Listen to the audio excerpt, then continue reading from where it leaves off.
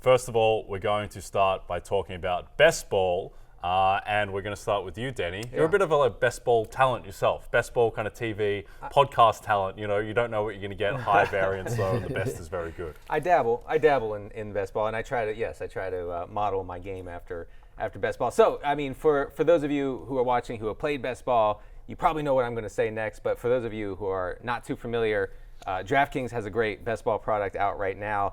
Lots of prizes, lots of huge tournaments.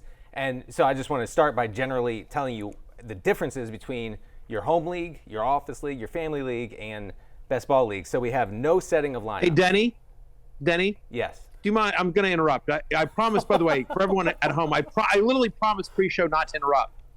And I just 4 minutes.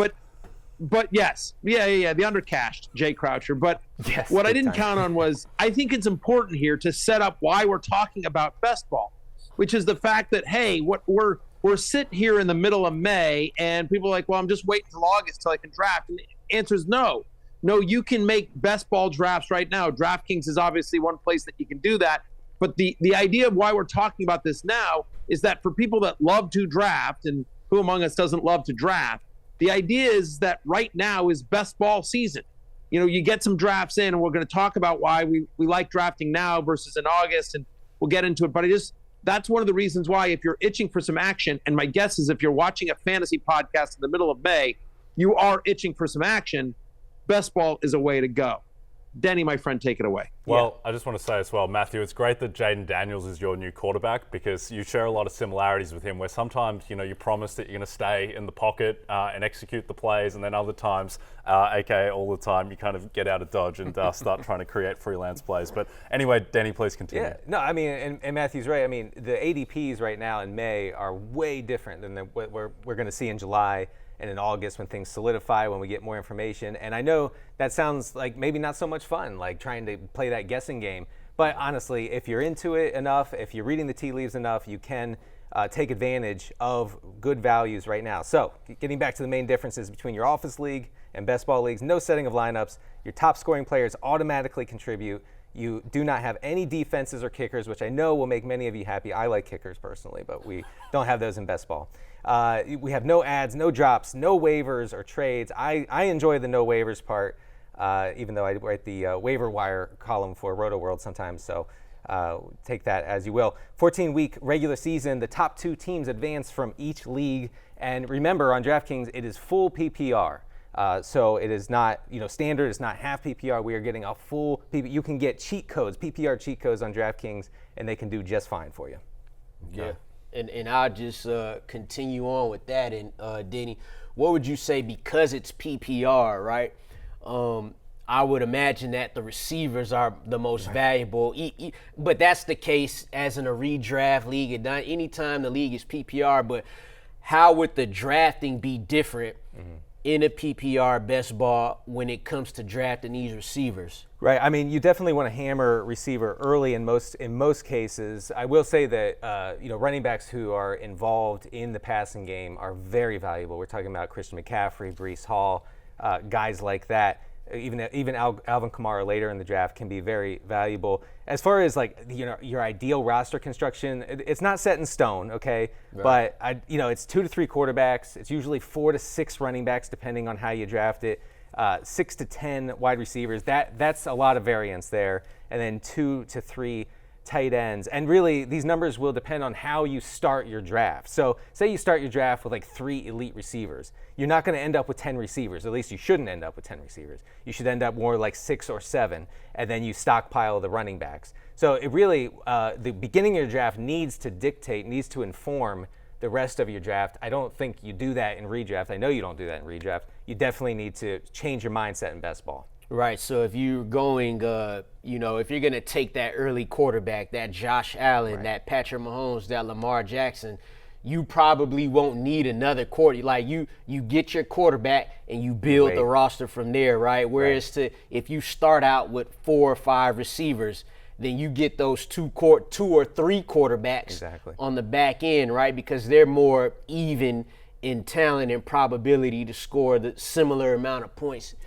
week to week. Exactly. Or with tight end, say, you go in on Travis Kelce or Sam Laporta in the early rounds, and that's fine. That's viable very much. So But you're not going to then, take T.J. Hawkinson a few rounds later. You're going to wait and wait and wait, and you get, I don't know, Tyler Conklin or Chiga Okonkwo really late in the draft. You don't want to spend too much capital at one position, especially what we call a onesie position, tight end and quarterback. I want to say real quick, the best mindset to have, especially when you're entering these large tournaments, these large field tournaments, is to draft like you're right. Draft like every pick you're making is a smash pick, right? So if you draft Trevor Lawrence in the middle rounds, you have to act like he's going to throw 45 touchdowns. And if that happens, you have to have an imagination, right? 45 touchdowns for Trevor Lawrence. You have to kind of... Well, fantasy football is imagination anyway. But you're going to want Brian Thomas. You're going to want Christian Kirk. You're going to want Evan Ingram. Travis Etienne even. So you really need to go in on your picks. Don't hesitate to think big as far as these players go. Yep. Matthew, what would you add in terms of just general strategy for best ball? Yeah, I mean, I think that's absolutely right. I mean, I think for people that are just hearing the phrase best ball for the first time or really understanding, again, your best possible lineup is set for you, right? So all you're doing is you're trying to get a bunch of players and just, I'm basically rephrasing what you guys said, but just to sort of hammer home the point is that, Denny, I think you're absolutely right with draft like you're right. So the idea is that if you go running back at the top of your draft, then you have to assume that those two running backs are going to crush, and you don't need to waste valuable roster spots. Because in best ball, roster construction is so vitally important, right? And so you have to, in essence, basically, because you have so many, and we know there's going to be injuries, but when you draft like you're right, as if everything you believe is going to happen will actually happen, that will help out. So there's no reason to have, to your point, 6 to 10 running backs if your first two, if you end up going like, McCaffrey and, like whatever, Josh Jacobs is not somebody that I would love in best ball. But my point is if you go running back, you think both guys are going to have monster years, then you need to calm down, or vice versa. The idea of taking a Sam Laporta or a Travis Kelce early is that you're like, okay, I'm dealing with the tight end position, and you're not going to, maybe you'll take a flyer late, but if you draft Travis Kelce, then getting, Trey McBride is a wasted pick for you because you're only starting one tight end. And generally speaking, we expect both guys to have high weeks, week in, week out. So that's the idea is just understanding that roster construction is really important. And it's not just about positions. We're going to get into this in a little bit. It's not just when you think about roster constructions, it's not just about the positions, but the teams they play on. Hey, it's Matthew Berry from NBCSports.com and Rotoworld.com, and I want to thank you so much for watching whatever it is you just watched, or if nothing else, being too lazy to click out of the autoplay after this video started, after whatever it is you actually wanted to watch finished. But now that you're here, I'd like to take a moment here to ask you respectfully now, okay? I'm asking you respectfully to subscribe to the NFL on NBC YouTube channel.